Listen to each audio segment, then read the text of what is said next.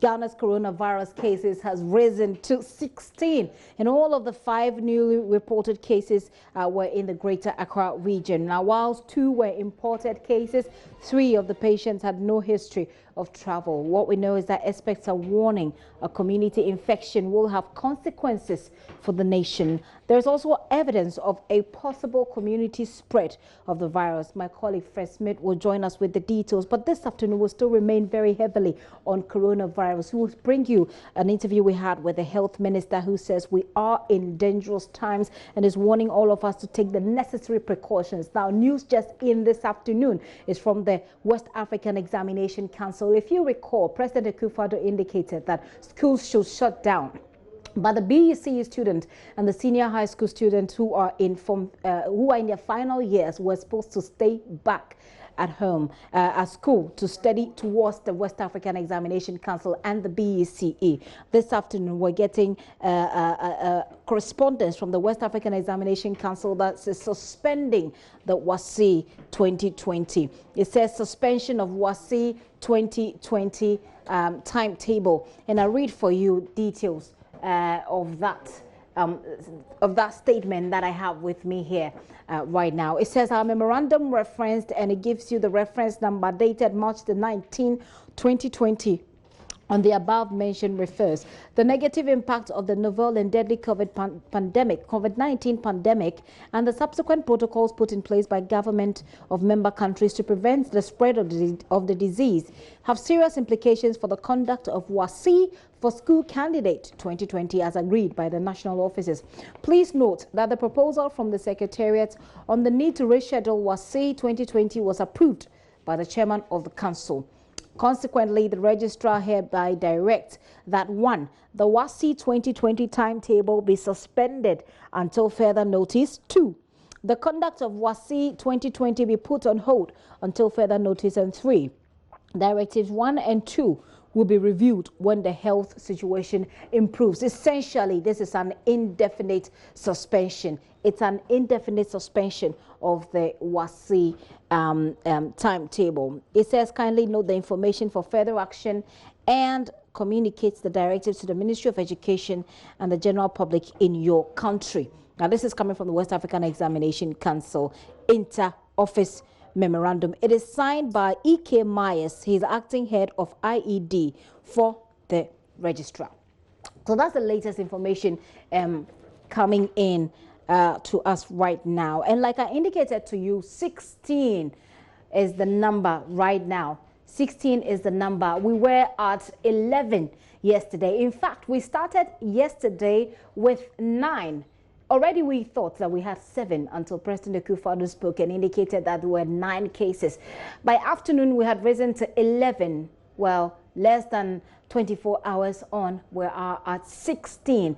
The cases have jumped to that number. Head of our health desk, Fred Smith, joins me in the studio with more. Fred, 16 cases. What more do we know? Indeed, 3 of that 16 were local infections. The other 2 were imported. I'll give you details of the 3. Right. The first one is a 29-year-old Ghanaian, a lady resident of Accra. There's no history of travel, and she showed signs. Samples were taken, and that confirmed coronavirus positive. The second is a 34-year-old Ghanaian lady, also resident of Accra. The contact of a confirmed case was established, and this was at work, according to the Ghana Health Service. Samples were taken, and that confirmed that she is coronavirus positive. The third person is a 53-year-old Ghanaian. This is a male resident of Tema, and there's no history of travel and no evidence of close contact with confirmed case.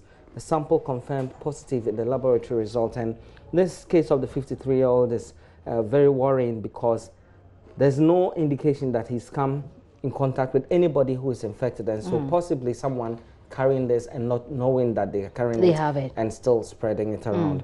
The other 2 are imported. And just before we go to the other 2, just so if my memory serves me right, this was what happened. A similar thing happened in the United States of America when they recorded a case of someone who had no travel record, who had no contact with anybody who had traveled. And since then, it has escalated. Right. Yes. And today we're hearing that Carolina is shutting off. But let's go on with the two imported cases. Well, the 41-year-old Ghanaian male, he arrived in Ghana on KLM on the 15th of March, about five days ago, and that indicated exposure with family members in Amsterdam exhibiting respiratory symptoms. And also on the flight, there were some passengers sneezing and coughing, and so samples were taken, and this also confirmed that he had contracted coronavirus. And the final one is a 36-year-old Ghanaian male, resident of Paris, France, and arrived in the country on a date that has not been confirmed,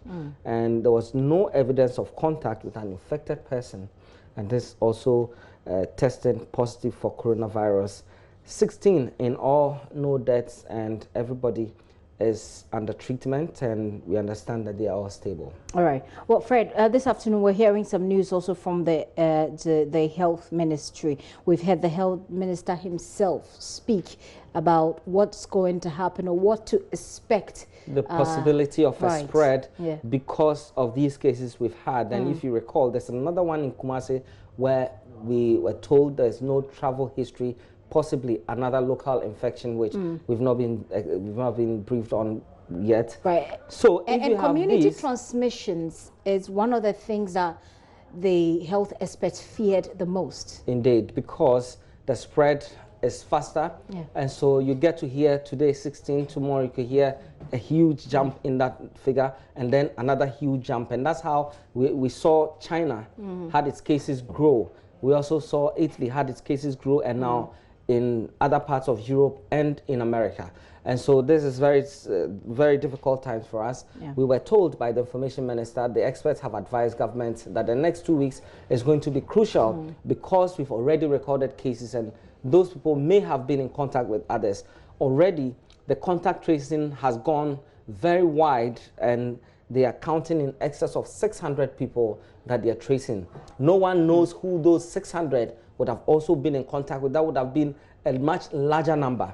And so, I mean, it brings to bear what everybody individually can do to ensure that we bring this under control. And talking about the 600 number, the 600 people that are expected to have come in contact with these 16, the ministry is actually saying that they anticipated about 8,000. So we're looking at their expectation to reach about 400 more who may have come into contact with them. We'll hear from the minister shortly, but that's after Fred gives us an idea what the global picture is today. Well, still, the virus is still spreading around the world. Yesterday, around this time, we had about 220,000 cases. As we speak, we have 240,000 cases, about 20,000 more adding to the numbers, and we're having about 10,000 deaths so far. More than 86,000 have recovered. 244,000. Indeed, yes, 244,000. And we're having about 86,000 who have recovered. That's encouraging news for us. If we're able to get all of these people who are contracting it to recover, then we'll be heading somewhere. In Italy, they've recorded 41,000, and that's the biggest worry for health experts. They've recorded 41,000 cases, about half what China has so far recorded, but the deaths are so much. They've recorded over 3,400 deaths, and that's far more than what's about 200 more than China, with all the figures have recorded in terms of deaths. In Germany, Iran, and Spain, we've seen a spike in the cases as well. 15,000 in each of these countries. Cases in the US have also increased, and it's gone past 13,000, while the number of deaths have hit 200 in the United States. Now, the state of California, we understand it's on a total lockdown.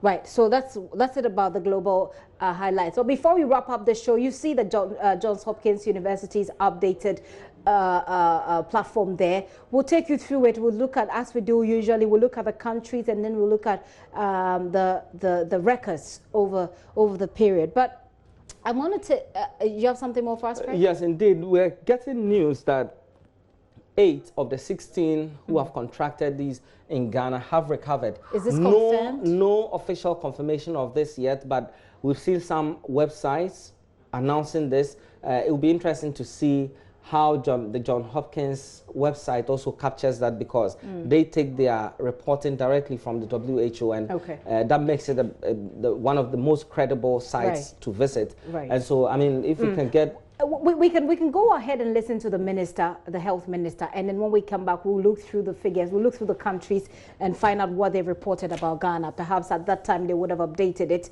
if they haven't done so.